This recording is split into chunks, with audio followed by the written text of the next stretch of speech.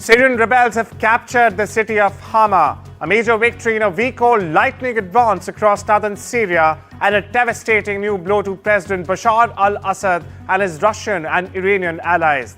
The rebels have burst forth into the mount the swiftest battlefield advance by either side since the rebellion against Assad descended into civil war 13 years ago. The capture of Hama gives them control of a strategic central city they never managed to seize before. French President Emmanuel Macron said he will name a new prime minister in the coming days to prevent France from sliding deeper into political turmoil, projecting growing pressure from the opposition to resign after Michel Barnier's resignation followed a no-confidence vote in Parliament.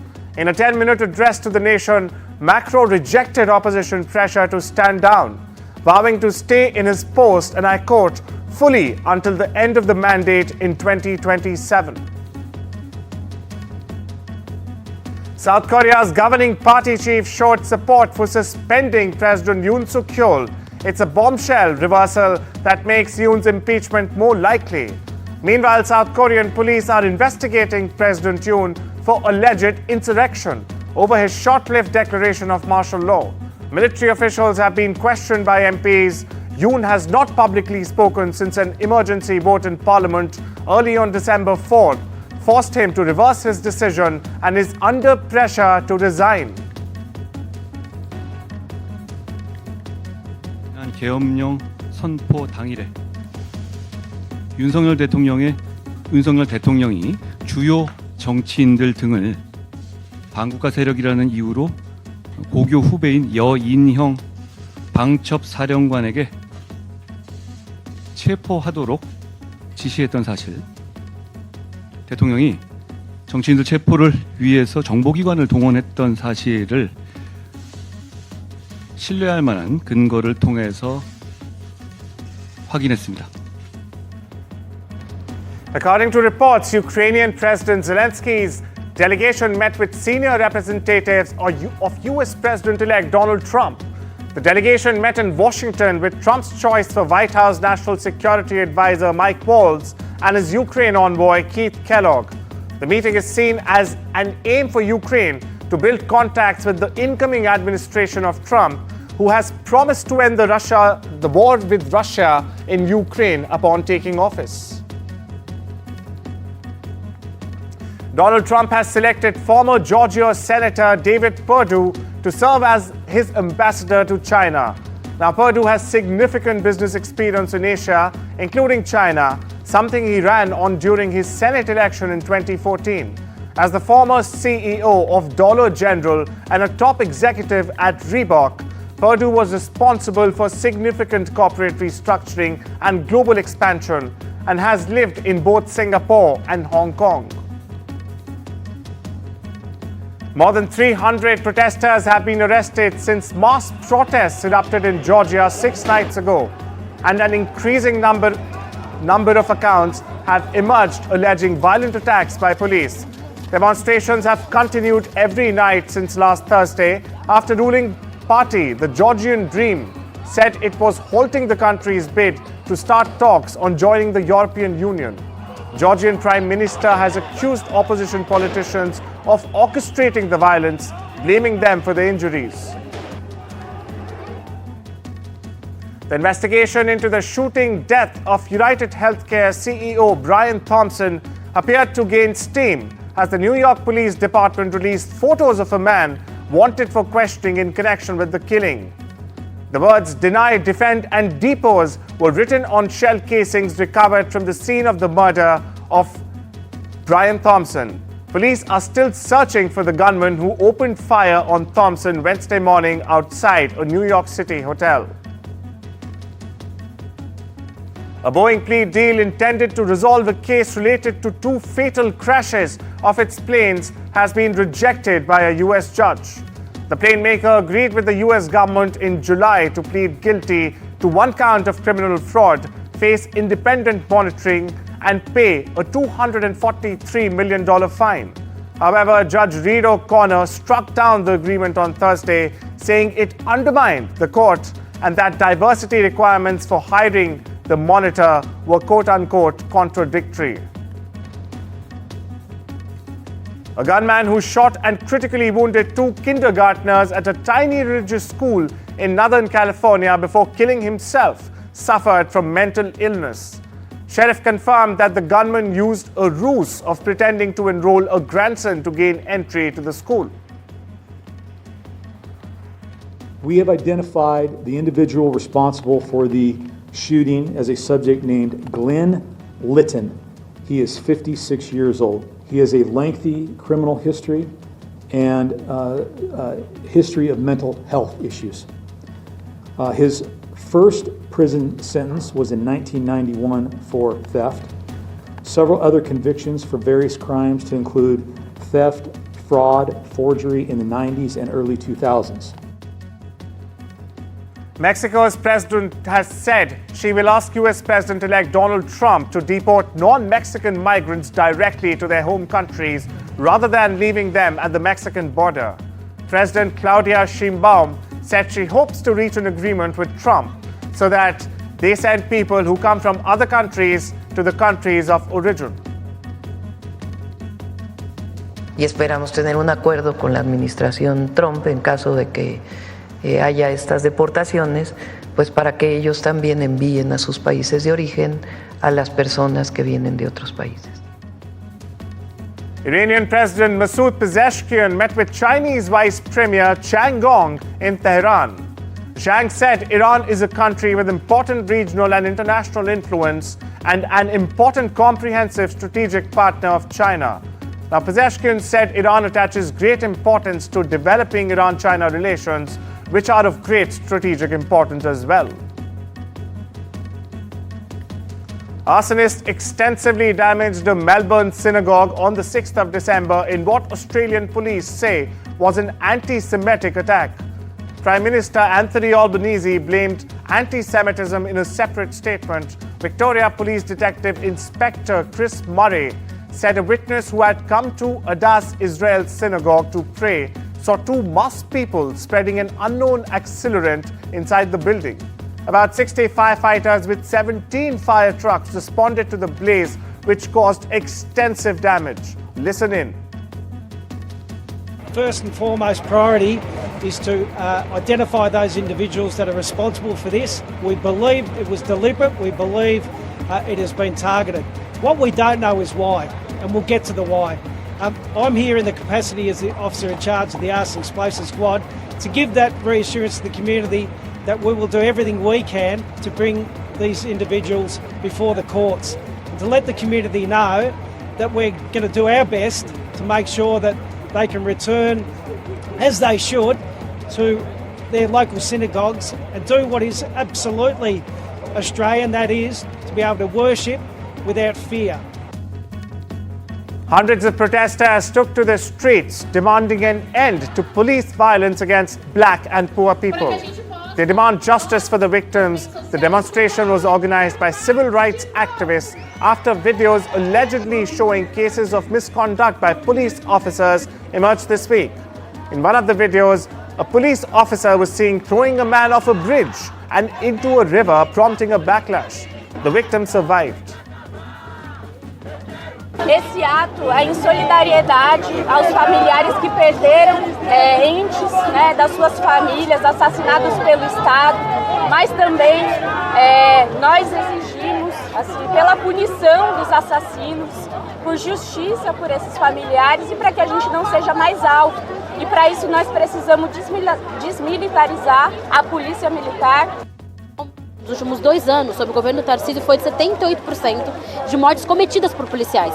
Então isso não é um acidente, isso é uma política de Estado para pressionar, para piorar a situação de repressão do genocídio que a gente já conhece. Então a gente está vendo muitos assassinatos de pessoas das periferias, de gente preta, por parte do Estado.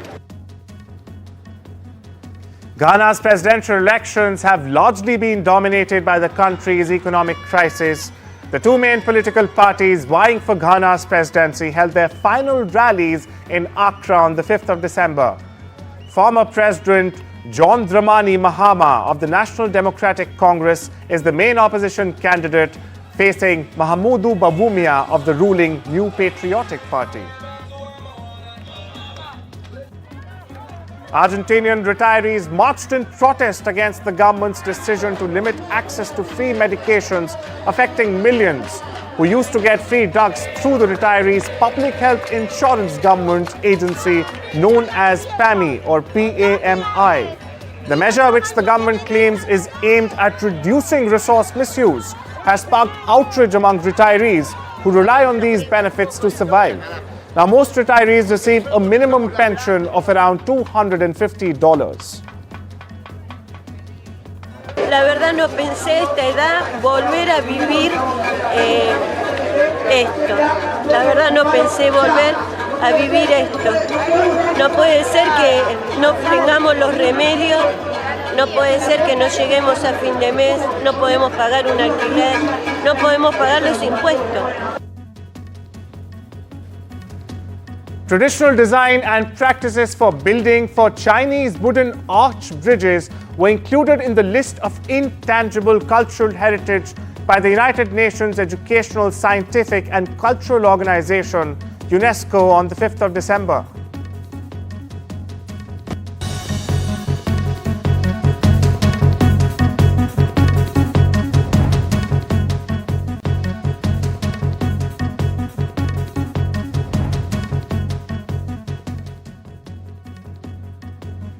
According to a regulatory filing, Elon Musk's XAI has raised $6 billion in new capital, wrapping up a funding round that has been in the works for months and was set to value the artificial intelligence startup at more than $40 billion. Britain has approved Vodafone's $19 billion merger with Hutchison's 3 UK to create the country's biggest mobile operator after their investment promises outweighed concerns about higher customer bills.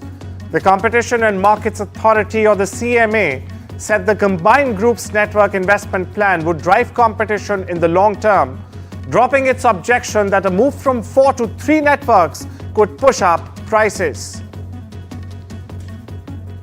Citigroup has announced the promotion of 344 executives in 29 countries to managing directors, also known as MDs.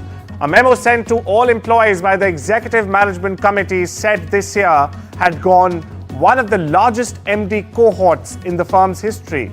This year's promotions are taking place after the sweeping reorganization of Citi's businesses that began last year to simplify the bank and eliminate management layers. The Organization of Petroleum Exporting Countries and its allies, a group known as OPEC Plus, agreed to keep oil production at the current levels for the first quarter of 2025. 8 OPEC Plus countries, Saudi Arabia, Russia, Iraq, the UAE, Kuwait, Kazakhstan, Algeria, and Oman, said they would extend voluntary output cuts of 2.2 million barrels per day, originally announced in November 2023, to the end of March 2025. Now, OPEC Plus delayed the revival of its oil production by 3 months, the third time it's deferred the move while crude oil prices struggle amid a looming surplus. The number of Americans filing for first-time unemployment benefits rose by more than anticipated last week, pointing to a cooling labor market. Initial jobless claims in the US climbed to 224,000 in the week ended on the 30th of November, a small increase from the revised total of 215,000 in the previous week. Economists had forecast a consensus figure of 215,000. The number of people receiving benefits after an initial week of aid, known as continuing claims, fell 25,000 to a seasonally adjusted 1.871 million. Tech giant Google has said its new AI model family has a curious feature: the ability to identify emotions. Announced on Thursday, the Polygemma 2 family of models can analyze images, enabling artificial intelligence to generate captions and answer questions about people it sees in photos. According to reports, Google has said that the Polygemma 2 generates details contextually relevant captions for images. It goes beyond simple object identification to describe actions, emotions, and the overall narrative of the scene. Intel has named 2 chip industry veterans to its board as the semiconductor firm looks for a new face to replace former CEO Pat Gelsinger. Former CEO of chip-making equipment provider ASML, Eric Maurice, and interim CEO of microchip technology, Steve Sanghi, are the 2 new additions to its board.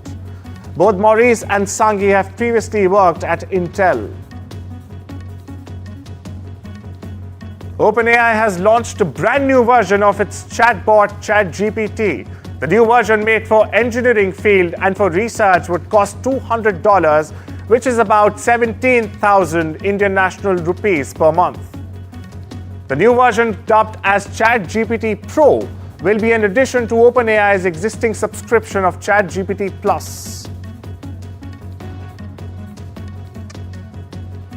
Uber has 30 days to require certain drivers to get fingerprinted if the ride-hailing giant intends to continue transporting unaccompanied teens in California.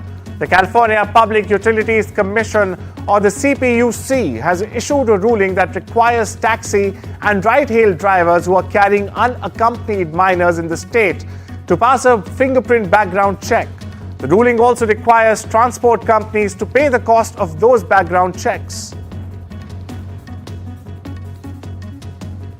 Approximately 100 to 125 firefighters battled a brush fire in Maryland's Baltimore on the 5th of December, rather the evening of the 5th of December. The fire was not under control, but the crews have gained an upper hand. Interstate has been shut down within the city. The light rail is closed in some areas, and at least 2 high schools have been closed on December 6th.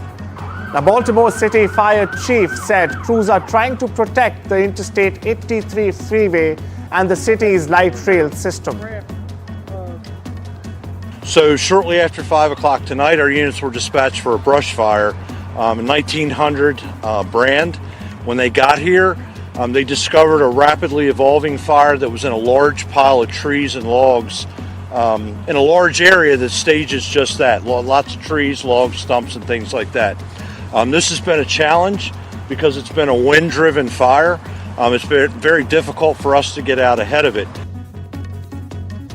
The National Weather Service has cancelled its tsunami warning for the U.S. West Coast after a 7.0 magnitude earthquake struck early 5th December. At least 5.3 million people in California were under a tsunami warning after the earthquake. The U.S. Geological Survey issued a yellow alert and predicted localized but minimal damage. The quake was felt as far as south as San Francisco, where residents felt a rolling motion for several seconds. It was followed by smaller aftershocks. Snow squalls created whiteout conditions in part of the northeast U.S. during a storm. In Ohio, travel bans were in place in the northeast corner of the state along Lake Erie. Up to 5 feet of snow was on the ground earlier in the week, and more was in the forecast. Part of Pennsylvania along the lake was under a blizzard warning. Surrounding counties in the region were also under lake effect snow warnings.